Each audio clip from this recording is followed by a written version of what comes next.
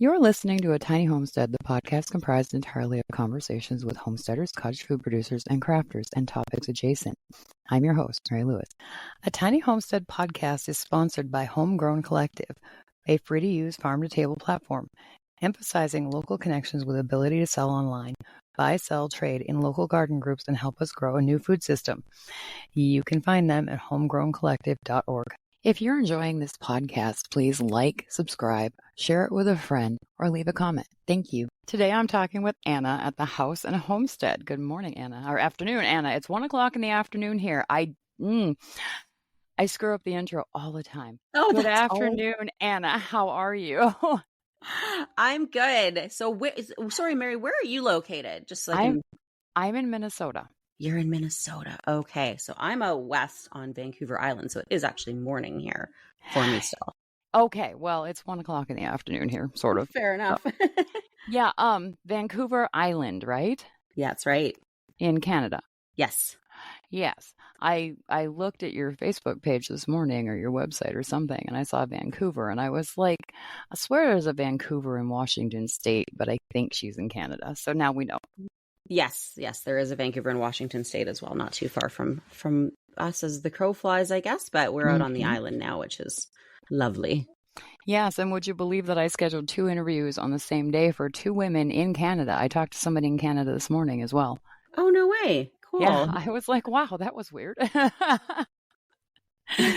Who knew? And Canada is a great place. I have been to visit once. We took the northern route from Illinois back to Maine, so drove up to Canada and then across and back down into Maine because I grew up in Maine. Oh, cool. You've probably seen more of Canada than I have then. I've been only to Quebec once, and I've never even been to like Toronto or anywhere back east. I've traveled way more extensively in the US than I have across the rest of Canada because it's actually quite expensive to get back and forth across Canada using our airlines. Yeah. There's not a ton of competition here, so the prices tend to be high. I used to actually work as a travel agent, funnily enough, in another life. And it was often cheaper I kind of joked that it was often cheaper to go to London, England than to London, Ontario. So, if I was going to book a trip, I'm like, well, I may as well go somewhere else, Expand your horizons. Yes. Yeah. I think I was a teenager when we did that. And I actually got wet from the Niagara Falls spray. So cool. We stopped at Niagara Falls too. Yeah, it was pretty neat. Cool.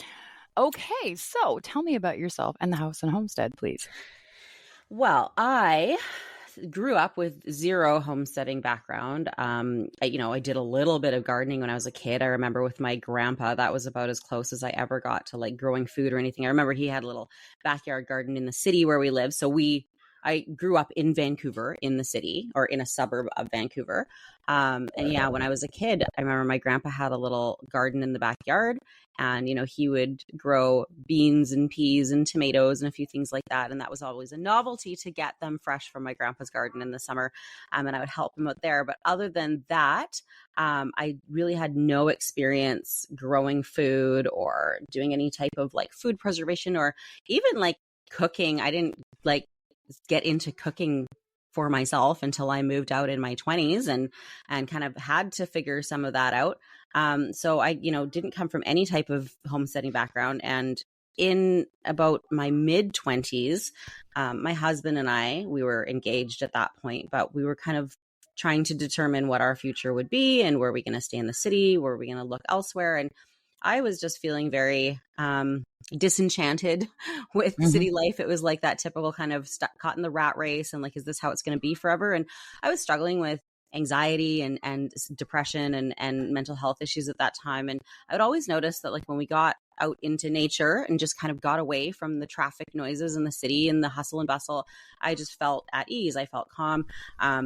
And I knew at that point I wanted to get out of the city, but I didn't know what that looked like. And around the same time, we started watching a lot of documentaries on, Netflix and whatnot at the time. And it was right when all those big food documentaries were coming out, like Food Inc. and Farmageddon and all those, big kind of food expose, I guess, documentaries. And we started watching those and we're just horrified. Like, I think I knew I knew at the time, like industrial, meat production and farming and all that stuff was bad, but I didn't really know the ins and outs of it. And it started to really open our eyes to that. And how unhealthy it was, but B, how unsustainable it was as well. And we were just like, this is not going to last forever. And, there's got to be other solutions to this, right? Mm. So at the same time as we were kind of looking at moving out of the city, we were kind of getting the seed started being planted, that, maybe there was another way to live. And in these documentaries is the first time that I heard the term homesteader come up, at least in the modern sense, because, they would kind of do these exposés on big ag and whatever, and then they would introduce you to people who were doing things differently and who had chosen to go back to the land and start growing their own food. And it just opened my eyes to this lifestyle as even a possibility. I'd never even considered it before. And so, we kind of put two and two together and we're like, well, if we move out of the city, maybe we can start doing some of this. Right. And that really appealed to me at the time because I wanted to be out in nature. I knew I wanted to get back to the land in some way just for my own mental health. And so that then kind of became my obsession. And I started taking out every book I could, from the library on homesteading and small scale farming. And then, one thing always leads to another. You inevitably then find, resources on preserving food and on, herbs and making herbal medicine and all these things that kind of fit in with this lifestyle. And so at that point, I was just really learning about it, but I was set on that we wanted to do this. And luckily my husband was on board. So after we got married and I finished school, we decided to move out to Vancouver Island. So that's where we are now. So we are in a place called the Comox Valley, which is about midway up the island. So a couple hours from the biggest, like the next large city. But we are growing here as well, but we're kind of just on the outskirts. So we've got kind of a town. It still, I guess, would be considered kind of a town, not a big city, but it is growing. But we're kind of on the outskirts with, I like to say, kind of 1 foot in rural living and 1 foot still in suburbia. We are on a 1/4 acre, on a cul-de-sac that kind of backs onto a green belt. So from the front, it looks like we're a pretty average, suburban lot. And then in the back, it backs onto this green space. But out front, we have a large garden. That's our south facing area. So we just on our 1/4 acre alone, we grow hundreds of pounds of food every year. We have some backyard chickens. We're expanding the gardens this year. We're building a greenhouse. I do a ton of preserving now. The sourdough bread, all the things. And so in between that, basically, to backtrack a bit, I'm getting a little bit off course, but we had moved out to Vancouver Island and rented at first. And we were on a little bit larger lot, close to 1 acre. But we were able to put in some raised beds. The owners let us put in some raised beds there, and they had a big old apple tree and an old cherry tree. And so that is where I actually started to learn how to garden and how to preserve food and all that. And then so when we bought our place here, I had some of those skills, and we've just continued to expand ever since. I love it. I love it when the people I talk to are like, I was a city girl, and then I was like, I need more. I'm going crazy living in the city. And then I moved to this lot where we had a little bit of room. We put in some raised beds. We started growing things, and wham, I decided I needed to be a homesteader because that's a lot of the stories that I get, Yes. Anna. And it is. I also get the stories from the people who are like, my grandpa was a farmer. My other grandpa was a farmer. I grew up steeped in growing things, and I just had to keep doing it. So yeah, there's definitely, those are the two ends of the spectrum. I think what I'm trying to lean into right now, because sometimes I feel like because I do this in the space, I write the blog, I help teach others how to do this. I'm the editor of Homestead Living Magazine, and I have people reach out sometimes and they're like, oh, we're going to be in the area. Could we come see your farm? Or do you do farm stays? And I'm almost embarrassed sometimes that to say, well, I don't actually have a farm, and it's actually not, I don't think it's what people expect. But where I'm trying to really lean into that is a lot of people are in this situation where they are on a 1/4 acre or less on a suburban lot. And so what I can show you and tell you for sure is that it is possible to do it on a smaller lot. You don't need to have 10 acres and a milk cow, as I like to say, or, sprawling property in order to, start growing some of your own food. No, you do not. And I've told the story a billion times on the podcast, but I'm going to fill you in really quick. Before we moved to our 3-acre lot, we lived on a tenth of an acre Mm-hmm. lot in Mm-hmm. a little town, like a block and a half off Main Street through that little town. And Right. we grew hundreds of pounds of food in our tiny backyard, just like you're doing. Mm-hmm. And when we dug out the backyard to get it ready to grow stuff, our neighbors were like, "What are you doing?" Yeah. And we told them, and they were like, "Oh, okay." And they seemed very, very perplexed. And then that fall, when we went around and gave them bags of cucumbers and tomatoes and fresh herbs, they were like, "Oh, we get it now." Yeah, totally. Well, I So, think our neighbors totally think we're crazy, but the one good thing is the area that we chose to move to. One of the reasons we chose this area, Comox Valley, is because there is a very strong regenerative farming, organic farming, and gardening community here. So there's a lot of that, a lot of local farms, that sort of thing, which is great for us because it helps supplement us with whatever we can't produce. So, yeah. we don't have enough space to be doing a lot of meat production, that sort of thing. But there's a lot of local farms in the area and a lot of people who are very on board with what we're doing from a sustainability and food security standpoint and, all that sort of thing. But there's a lot of gardeners in the area too. It's just kind of baked in the culture here. So it's not like we're doing anything out of the ordinary. But, I think our neighbors, because everything is in the front and we are still on a cul-de-sac, do look over at us sometimes and like, oh, what now? So right now, for example, I'm looking out my office window and there's a giant pile of mulch in the driveway that we got dropped off from a local arborist. And we have been collecting cardboard for the past year, and we're expanding. We have a large fenced front garden, which is what I call the market garden, because that's where we have our rows, our in-ground rows. And then we had, another few hundred square feet of grassy front lawn where we have 2 septic tanks. So we couldn't put in-ground beds, but we're now building raised beds. So we've been saving cardboard for the past year. We have now cardboarded over all of the grass and we're putting all this mulch on top. And I said to my husband yesterday as we were out there, I'm like, I'm sure the neighbors are probably just like, what are they doing now? Covering the entire front yard and we're putting gardens in there. So but where there is a will, there is a way. And it sounds really impressive to say, we grow hundreds of pounds of our own food. But when you start doing it, it actually isn't that hard to do that on a fairly small lot.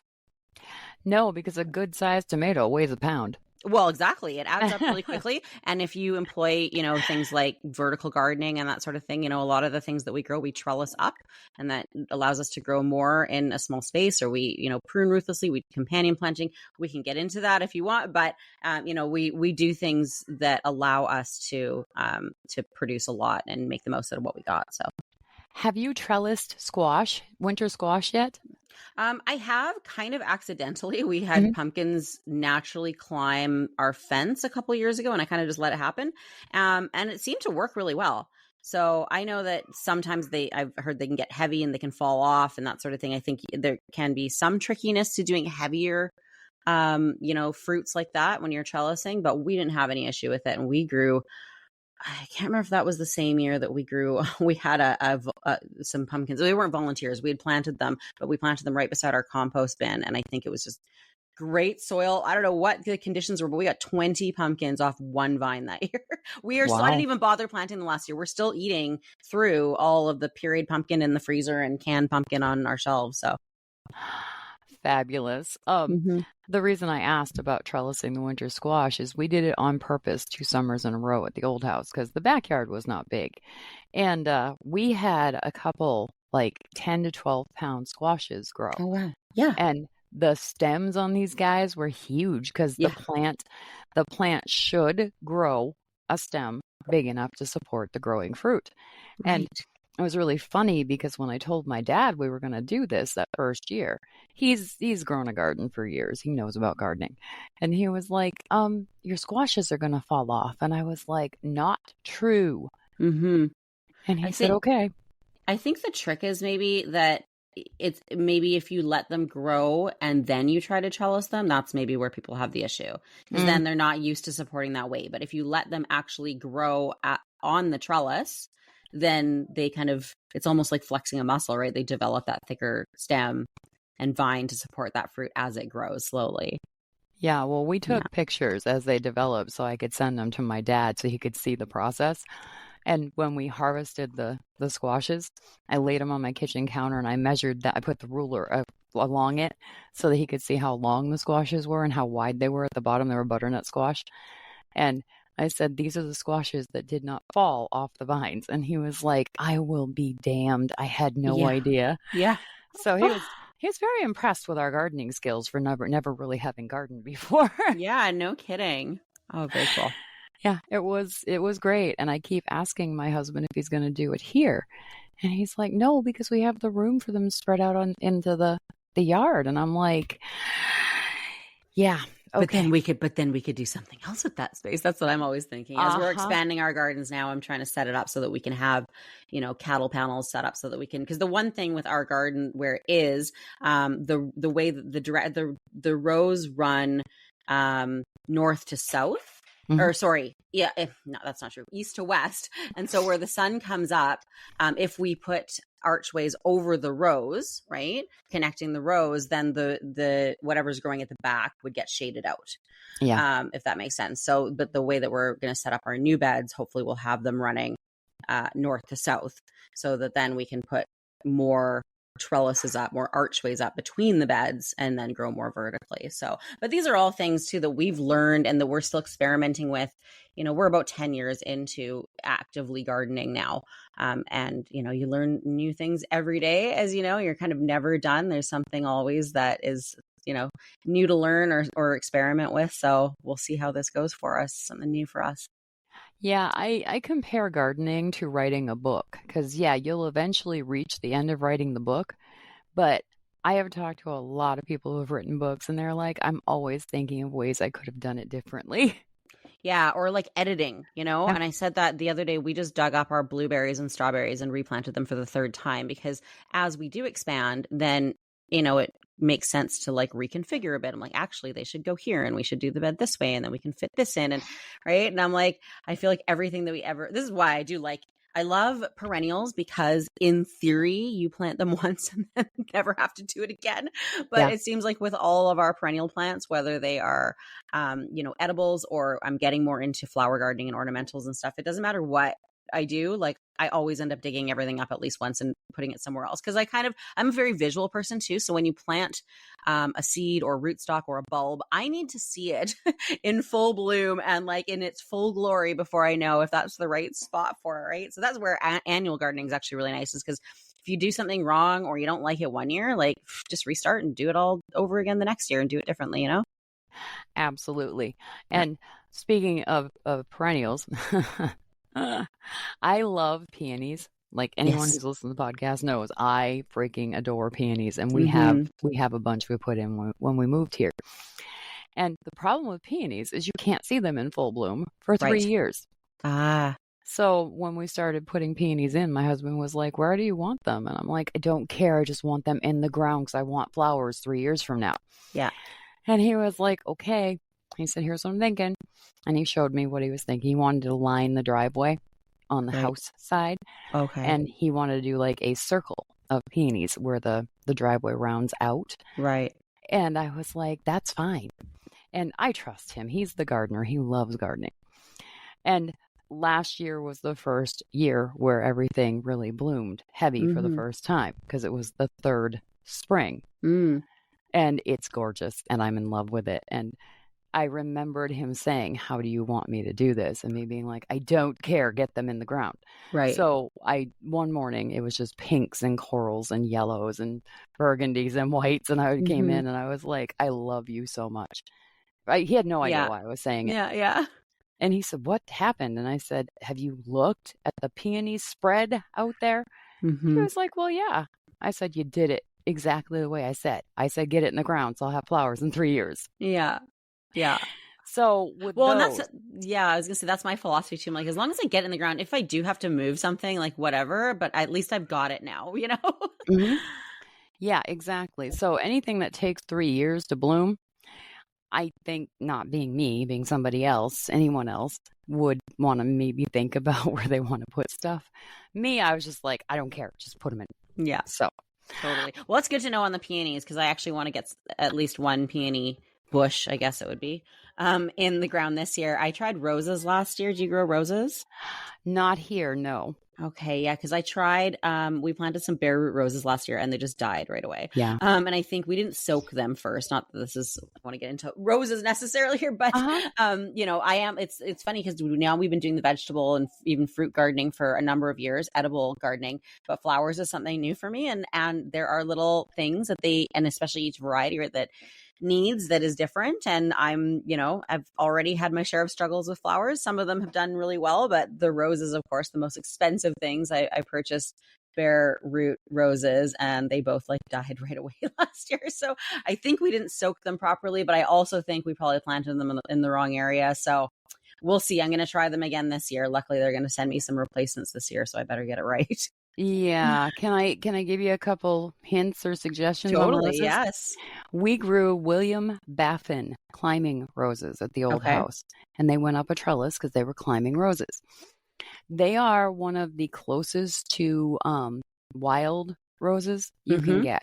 They did fantastic, and they do 3 blushes of blooms a summer. They do the spring, nice. midsummer, and then you might get a third one in September. They're not the roses that you would ever cut and put in a vase. They're more Right. like a bush. Mm-hmm. They're beautiful and they're pretty forgiving to grow. So nice. Well, I do have some David Austin roses on order. I got my order in nice and early this year because you can't get them as easily here in Canada.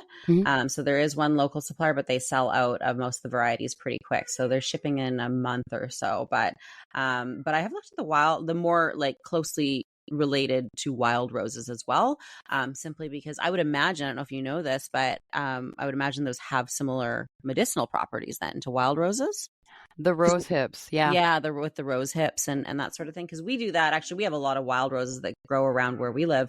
So we will often go gather rose hips in the fall and, make medicines and syrups and things out of them. But yeah, so I've thought about adding some wild type roses to our property as well for that. But we have a lot of that stuff that we can forage as well. So yeah. The farther away you get from the wild rose, the less the roses smell good. The William Baffins, every time they bloomed, we'd have the windows open. You could just smell them. Oh, interesting. Okay. Yeah, they were so pretty. I don't have roses here because roses are a favorite of the black beetles. I can't think of the names. Not Asian beetles, Japanese beetles. Yes. And we don't have any Japanese beetles on our property. I don't want to give them a smorgasbord. Yeah, no kidding. To come eat. So we just haven't done it. Well, we'll see. Our garden that we're expanding this year. So like I say, we have our large, what I call the market garden, just because the way we grow is in market rows. And we do a lot of companion planting where we're planting, certain vegetables with others that do well and support each other. But we do tend to, just because of the way my brain likes to organize things, plant everything together in one row, right? So it'll be all the broccoli and onions together and some nasturtiums, but they're all in one row together. Just that makes it easy for me too, as far as then I know where it was, and then I can rotate it. But the way that we're expanding our new garden this year, we're doing it more of a cottage garden. So my hope for it is that it's going to be just kind of a mix of ornamental flowers. My daughter is 8 years old and she's really into making little flower bouquets, and I'm really trying to bring her into the gardening world, but she's not as into weeding the garden and growing the vegetables as I am, but she's into the flowers. So I'm really trying to support that. So we're doing cut flowers, we're doing kind of ornamental flowers in the garden, lots of herbs and medicinal herbs and that sort of thing. And then I want to be able to kind of throw in the odd food plant. So it's going to be much more organic feeling, I guess. Nice. Yeah. All plants breathe out oxygen, so grow all the plants. It doesn't matter what kind. Exactly. Okay. Can we chat about homestead living for a minute, or are you not good with that? No. God, let's go for it. Okay. So you're the editor-in-chief. How did that happen? Yeah, funny story. So Homestead Living, just briefly for anybody who doesn't know, we are a monthly print and digital magazine. We started up, the company itself started up, I believe it was 2022, and launched with a digital quarterly magazine, and basically included, articles on everything related to homesteading. So gardening and preserving and herbal medicine and raising livestock and all that stuff. And had, people from all across the homesteading world, at least, people who are in, kind of the online world and publishing and that sort of thing as well, submit articles for the digital magazine. And it gained a lot of traction pretty quickly. And over the course of 2 years, they put out four digital issues per year. And then that culminated in an annual issue, which they offered as print. And the response was really great to print. I think Homesteaders in specific, while a lot of other print publications are dying out and going to digital, we're doing the opposite, because Homesteaders really like tangible things they can actually hold in their hands and keep on their shelves and refer back to over and over again. So by the end of 2023, they had decided that they wanted to go full on with a monthly print magazine. And so one of the co-founders is Melissa K. Norris, who runs the Pioneering Today podcast and her website, melissaknorris.com. And so she had kind of been acting as editor until then, but she also runs the Modern Homesteading Conference and has a bunch of businesses and things that she does. I don't know how she does it.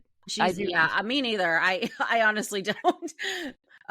She's got a lot of things going on. And so she just couldn't take on the role of full-time editor, especially for a monthly print magazine. So they were looking for an editor. And at the very same time, serendipitously, I had actually been running my own digital magazine for the past 4 years prior to that.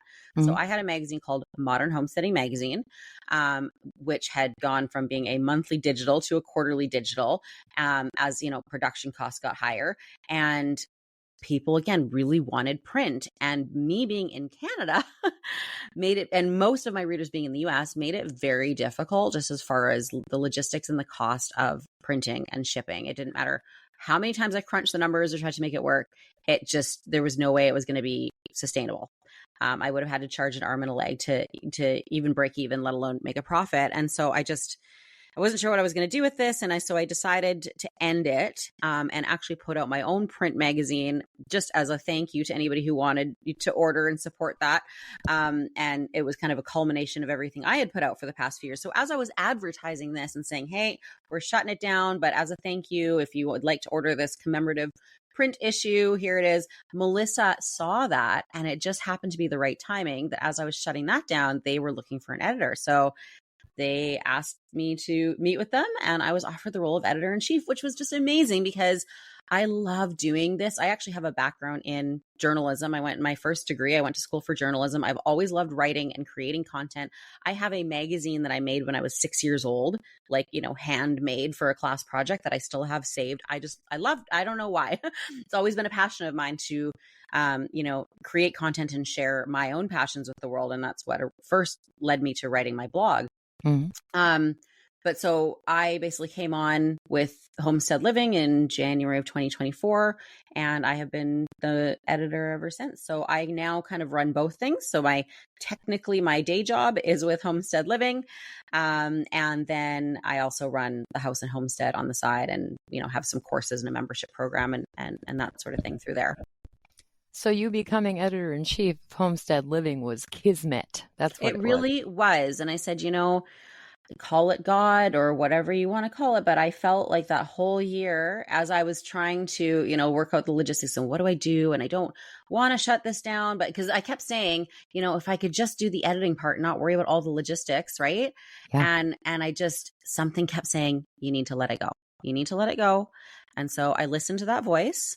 And when I had the meeting with them, they said, well, what are you going to do next? I'm like, I don't know. Maybe I'll do a podcast. Maybe I'll do YouTube. I'm not really sure. And then this was offered. And so it really was as one door closed, another one open. And it was exactly what I was looking for. I had said this to my husband. I'm like, if I could just be the editor and not worrying about, the marketing and the shipping. And that's exactly the role I'm in now. So it really, really was meant to be, I feel like. Well, congratulations, however many years later, because that's a great story. Yeah. For the listeners who haven't actually subscribed to Homestead Living, I have a subscription to it, and it is a beautiful magazine. It really is. Thank you. And you have like people like Joel Salatin, but you also have everyday people too who write. Yeah. And that's really great. Yeah, I really we're so lucky to have Joel. He's a regular contributor, so he's in Mm-hmm. every issue and he's so great. He's so funny. He just says, feed me what you want me to write about. So, for any listeners out there who are subscribers, if there is anything you would like Mr. Joel Salatin to write about ever, please write it and let us know. But I'm always just feeding him ideas and he's like, "Great, yeah, I'm on it." And he'll write about whatever we want him to share information on. Of course, he's a wealth of information and knowledge on homesteading. But I also like to showcase people from maybe that either aren't as well known or are different points in their journey or are homesteading in different areas or, kind of specialize in different things because there are a lot of beginners out there too. And sometimes a Joel can make it feel like, well, this is great, but I'll never be Joel Salatin, right? Or this is even sometimes with some of the things he writes is beyond where I'm at, right? And I'm like, okay, I'm going to take your word for it because I'm not this far into, certainly farming and raising livestock and all that sort of thing. So I really like to have a blend of all sorts of different people doing this homesteading thing, at different points in the journey and in different areas and that sort of thing. Yes. My son is living in Nebraska right now. They moved in 2 winters ago. And he had been living in Phoenix, Arizona, where it's hot and you can't really grow anything. So this is their first summer where they're really going to get into putting in a garden. And I asked him, I said, will you and your wife please come on the podcast and talk to me about the beginning of what you're doing? Yeah. And he was like, we don't know anything. And I said, that's the point. You don't know anything. Tell me about your plans. Tell me what you're thinking. And I asked him this last year and he was like, I don't want to. And I was like, okay, fine. So then they came for Thanksgiving this past year. And I said, so you ready to talk to me on the podcast yet? And he's like, let me find a time. Yes, we're ready. So that will be fun because they are pretty new. I mean, he grew up watching his dad garden, but they're new at doing it themselves. Yeah, absolutely. So I'm very excited about this. I wonder what they're going to tell me and what they're going to tell me we did wrong. Well, and the fact is too, like most people are new to this. If you just look at like everybody who's been getting into this homesteading movement, especially over the past few years, ever since COVID, especially, right? There's been a big movement to like try to produce some of our own food. And obviously sourdough took off when COVID first hit. And like, there's been a renewed interest in this once again. And so I'd say still like the vast majority of people are still in the beginning stages of this, right? Even the feedback that we get from people when we say, what do you want to learn about? Most of it is, how do I get started? How do I start a garden? How do I start with, baby chicks? Like what's the first thing I do? Right. But then we do have people that are much more further along as well. So again, from a content perspective, I try to kind of appeal to all that and include something in every issue that is going to be good for, a beginner and intermediate and somebody that's more advanced. Yes. And the first thing I would say to anybody who is asking about how do I get started with chickens is make sure you tell them that first egg is going to be worth about $1,000 of their money. Right. Oh my goodness. Well, nowadays I feel like it's definitely worth it. It's funny because my family being in the city, a lot of them still, I think a lot of them still think it's like a phase we're going through. Like, yeah, okay, your little homesteading thing and you'll come around one day. Right. But my dad called the other day and he was like, you guys still got those chickens? I said, yeah. He goes, okay, good thing because, I hear they're going to be going to like $11 a dozen or something up here soon. And my stepmom, actually, he probably got that info from her because she is very high up in one of our national grocery chains here. So we get all the kind of advanced info on what food prices are going to do. But yeah, all of a sudden we don't look so crazy, right? So it is a big investment at first for some of these things. But I have definitely seen a payoff in the long run for sure. Yeah, us too. We have chickens too. Again, we have new chickens and they're giving us these beautiful eggs. We've gotten like 3 double yolkers in the last 3 weeks. Oh, nice. And it's always I was going to say, we've got some actually ready to hatch. I think possibly today we're waiting. It looks like one's starting to break through their shell in the incubator. So that's another first for us. We've had chickens for a number of years, but this is the first time we're hatching our own. So that's really exciting. Fun. Your kids are going to be so excited to watch it. Yeah. Totally. Okay. I want to go back to Joel real quick. I don't want to fangirl about Joel because I'm not that kind of girl, but he said yes to being on the podcast months ago. months ago, and he came on, the episode was released months ago. He is one of the most generous souls with his information and his time. Yes. And I like him so much. I've never met him. I probably never will. But he is just so kind and so helpful. He is. And it's so funny you say that. I try not to fangirl out too much either, but Joel really was pivotal in our journey, as he is in so many people's journeys. Because, I mean, well, think about it. I was saying that we kind of got into this when we started watching some of those food documentaries, and he was in a lot of those, right? Yeah. So that was, one of the first faces that we ever put to this homesteading movement. And I have been so blessed throughout my career, both as a blogger and doing my own magazine, and then now doing Homestead Living, to have got to meet, sometimes virtually, sometimes in person, so many incredible homesteaders across this space. I got to, for the January issue of Homestead Living, interview Ivan and Eve Kilcher, who were on Alaska, The Last Frontier, on the Discovery Channel. And that was, we used to watch that show when we still lived in our city condo. And so that was a full circle moment for me. And same thing, we were on Zoom, but they were just on their couch and so down to earth. We could have chatted all day. So it's just, I totally understand where you're coming from. And you never know. I got to meet Joel in person twice last year at the Homestead Festival down in Tennessee, and then the Modern Homesteading Conference in Idaho. And I'll be at the Modern Homesteading Conference again this year in June. So if you ever make it out there, lots of cool people that you get to meet in person, and just having that kind of in-person camaraderie with other people who are all into this lifestyle and doing the homesteading thing is very cool. So yeah, and these conferences that are popping up all over the place.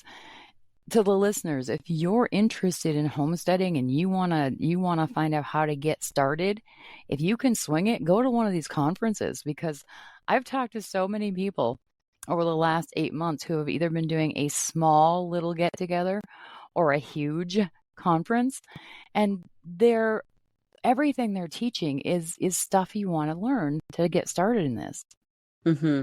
So go do it if you want to. And a lot of it you can learn online again, right? That's the beauty of the online world, but there is something different about being in person. The energy is just different, and then there's some things like Joel often teaches, a masterclass basically on chicken butchering, which is something that's a lot harder to find online.